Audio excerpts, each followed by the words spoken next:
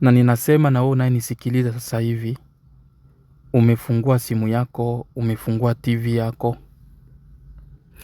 Na baada ya hii video ujifundishe, ujiulize umejifundisha nini?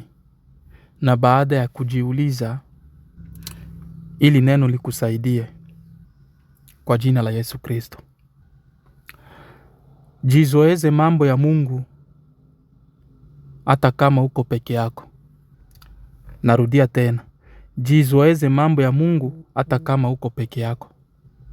Inawezekana hapo ulipo unasimama kwa sababu wengine wanasimama. Inawezekana unasali unaomba kwa sababu wengine wanakupeleka. Kwa sababu unasukumwa na watu. Inawezekana unasukumwa na mchungaji wako. Inawezekana unasukumwa na ndugu yako, rafiki yako na wazazi wako. Lakini ukijigundua ukiwa peke yako, hujisukumagi kuomba. Hujisukumagi kwa mambo ya Mungu. Haupush mwenyewe kusoma neno la Mungu. Haupush mwenyewe kutenda mambo mema kwa ajili ya Kristo na kwa ajili yako binafsi. Una tatizo ambalo litakukosti sana. Haraka mapema libadilishe kabla hujachelewa. Watu nao waona leo, marafiki zako, ndugu zako, miaka 30, 40 inayokuja huko mbele. Kuna wengine hutowaona, wengine ambao unaingia nao kanisani, wengine watakuwa wamesha kwenda mbali, wengine watakuwa wameshaolewa, wengine watakuwa wameshaenda nchi zingine. Kwa hiyo siku zote muda ambao uko peke yako ni muda ambayo moyo wa mwanadamu, moyo wako unazungumza na Mungu sana. Kwa jitahidi sana kumtafuta Mungu wakati uko na upweke, wakati uko peke yako. Kwa sababu ni vizuri unapokuwa katikati ya watu, wala sio vibaya.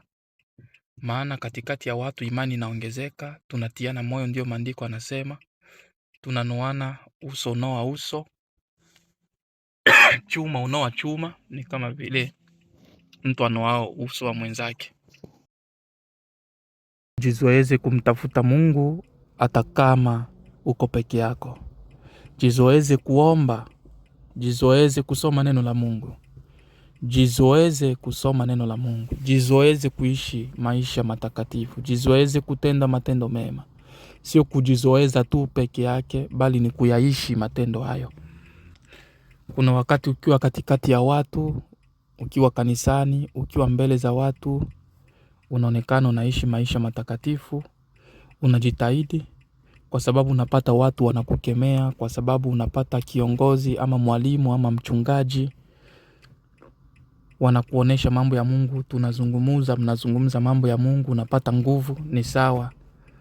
Lakini vipindi ambavyo uko peke yako pia ni vipindi ambavyo lazima ujizoeze mambo ya Mungu hata kabla hujasukumwa na mtu. Neno fupi hilo. Mungu akubariki.